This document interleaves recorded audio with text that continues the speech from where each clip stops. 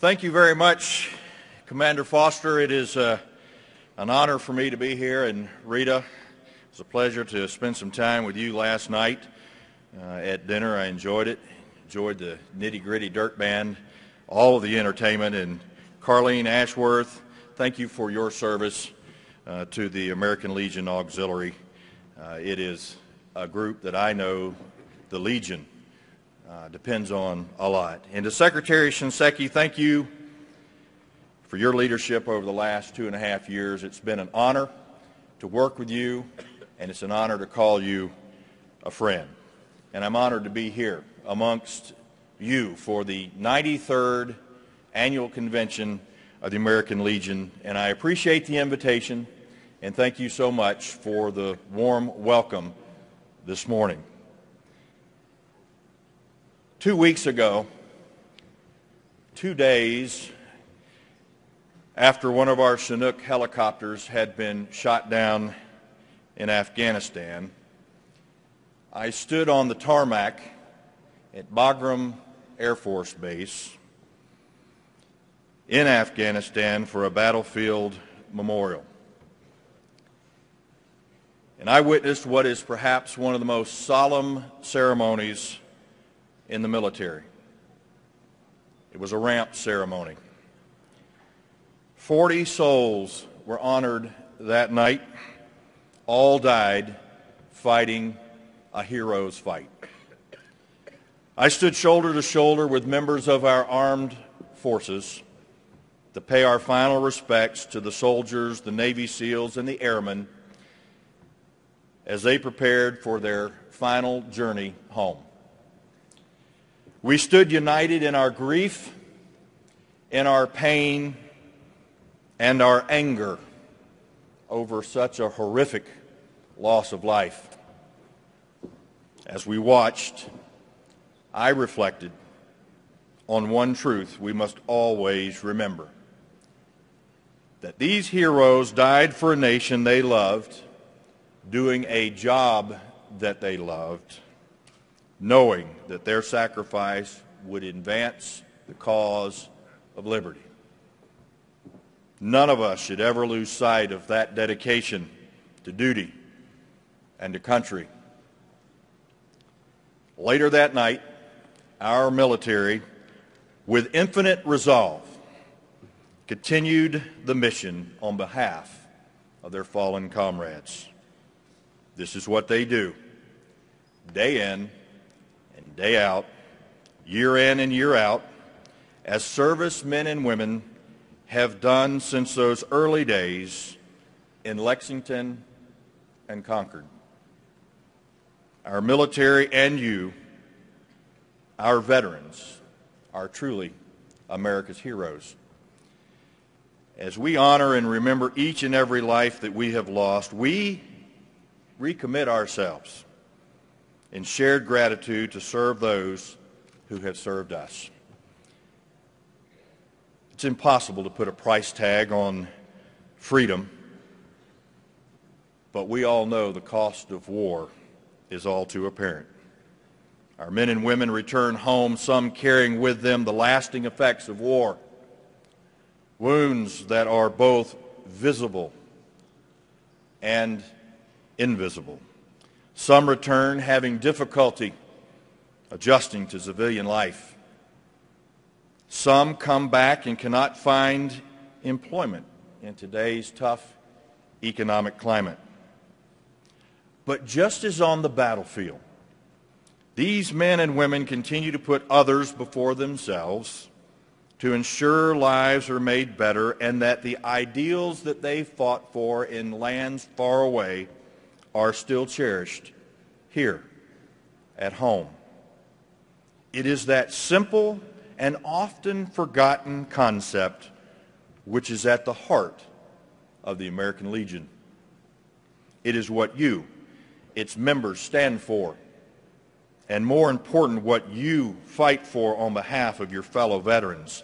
And thankfully, America realized long ago that those who have worn the cloth of our nation are owed not only a debt of gratitude, but tools to help support them when they return.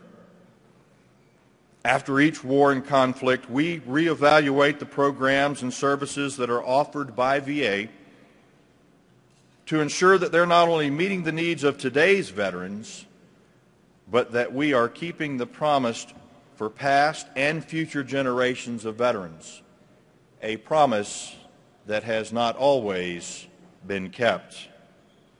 Today we find ourselves in a new era.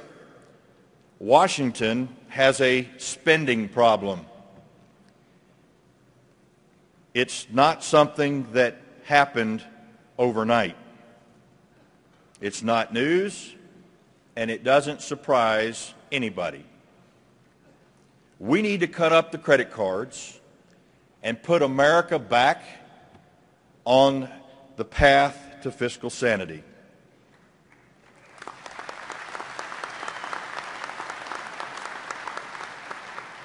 This summer there has been much debate on just how to accomplish that.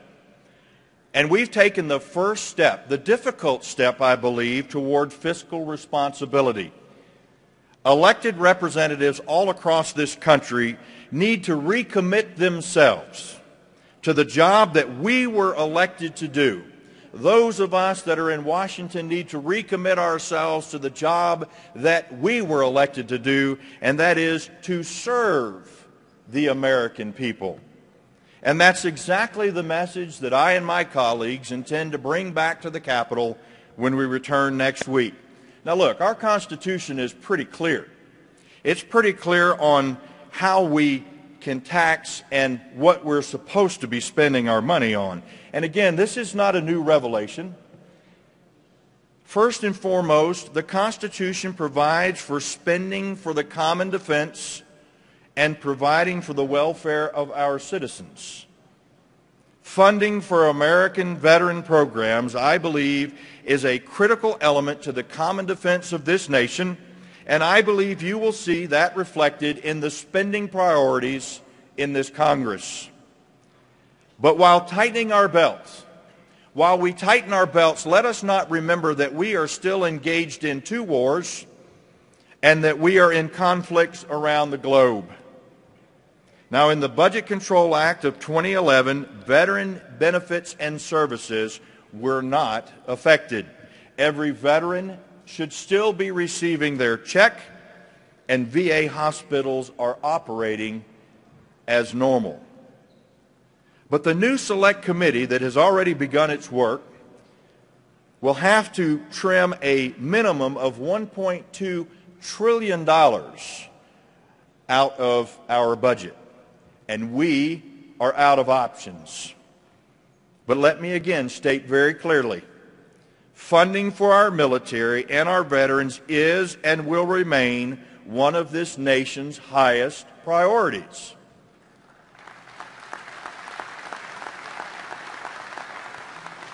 This is a joint select committee established for a particular purpose for a particular amount of time.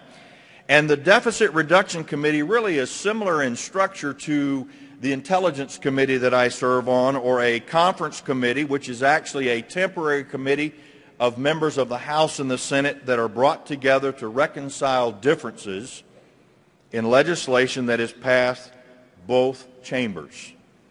And while this committee has received more press than probably any other select committee, it has no special powers that any other select committee has. In fact, the Joint Committee is comprised of 12 members of Congress, all members of Congress, both in the House and the Senate, and yes, the American people will still have an opportunity to play a role in the communities and that committee's process.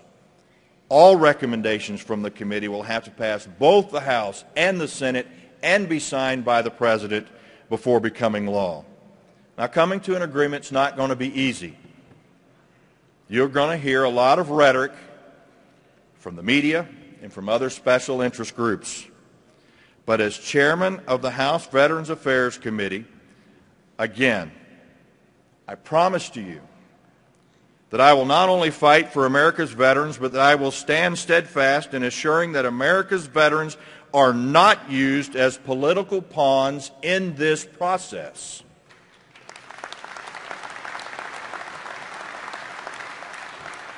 And we intend to be proactive, keeping our veterans informed with the facts in the coming months, and will provide information on the progress of the Select Committee as it goes about its work. But just as important as getting our fiscal house in order is putting our America veterans back to work. Every veteran in every state across this country deserves better than to stand in unemployment lines. To that end, I have pledged to help reduce unemployment in our veteran communities by half, lowering the unemployment in the next 2 years, a rate we haven't seen since 2007. To do this, I've introduced a comprehensive veterans job legislation bill, actually back in July, and it's called the Veterans Opportunity to Work Act of 2011, or the VOW Act for short. Now, the VOW Act will ensure that we have the most trained, the most skilled workforce since the Second World War. Our soldiers, our Marines, our sailors, our airmen, and our Coast Guard returning from Afghanistan and Iraq face higher unemployment than the national average, while our older veterans, who make up 2/3 of the unemployed veteran community, are faced with a changing job market. In total, nearly 1 million veterans are out of work, and I'm sure that you'll agree with me that that number is unacceptable. Now, our committee has focused on this issue for much of this year, and I'd like to commend the President for joining us in this fight in making veteran employment a priority. The VOW Act has 5 pillars. First, we must enhance the Transition Assistance Program, which provides career counseling.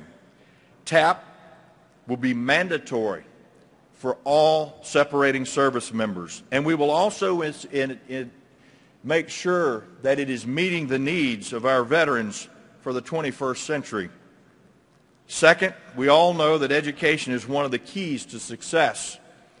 Right now, 48% of veterans using the Montgomery and post-9/11 GI Bill benefits are enrolled in 4-year colleges and universities. But we need to make sure that our Vietnam, our Cold War, and Persian Gulf era veterans also have opportunities to advance in the workplace. Therefore, under the VOW Act, up to 100,000 veterans of past eras can receive up to 1 year of Montgomery GI Bill benefits to retrain for careers in this new and ever-changing marketplace. Third, when members of the National Guard and Reserve are called to duty, their employer must keep their position open until they return and must not discriminate against them based on their Guard and their Reserve status. Too often, this has not been the case. So we will strengthen the protections provided by the Uniformed Services Employment and Reemployment Rights Act, USERRA. We must be willing to defend veterans' rights even when others are unwilling to do so. Fourth, despite America's military having the best trained professionals in the world, the inability to be credentialed or licensed in their equivalent civilian field when they return home prevents these men and women from obtaining meaningful and gainful employment in their area of expertise. Some of these professions include medics, truck drivers, and aircraft technicians, to name a few. Our states hold the key to breaking down this barrier. I've been working with several governors and governors' associations as well as the Department of Labor to create uniform standards to ease this transition from active duty to civilian life. A combat medic who has seen the worst of war in Iraq or Afghanistan is surely qualified to be an EMT here at home.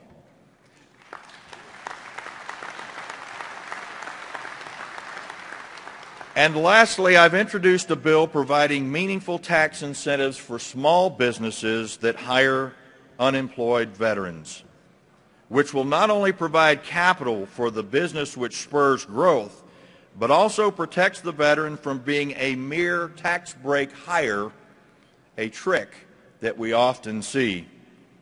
And as important as its other features, the VOW Act does not increase the deficit one penny. I'd like to thank the Legion for their support of this legislation.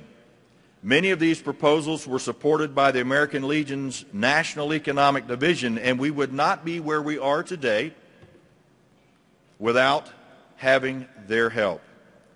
But as you know, and as I know, and as the President knows, the government's role is not to create jobs. But what the government can do is create the right environment for the job market itself to flourish. And we do this by reducing the burdens of overreaching regulations that encumber America's small businesses, the engine of our economy. In other words, your government needs to get the hell out of the way of the economy, get the boot off the back of small businesses, and let the engine roar.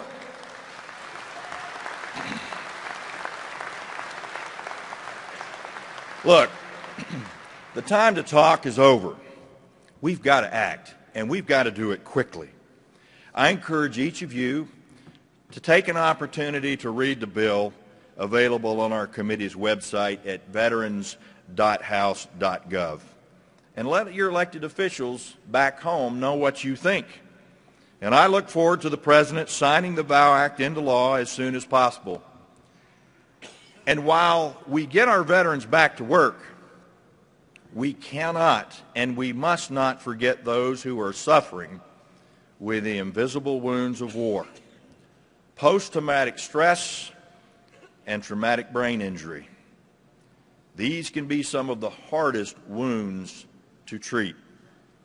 But we can, and we will, help these men and women get on a path to recovery. That was and still is the mission of the VA, to heal our veterans and provide them with the support necessary to lead full and productive lives. Now today we face a choice.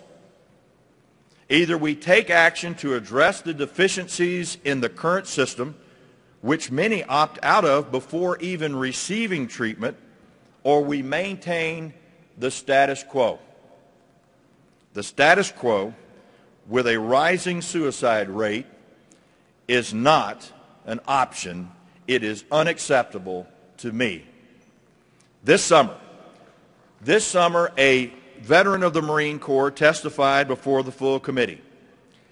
He told us that he took the money from VA that he was receiving for PTS and its treatment and spent it on alcohol and other vices.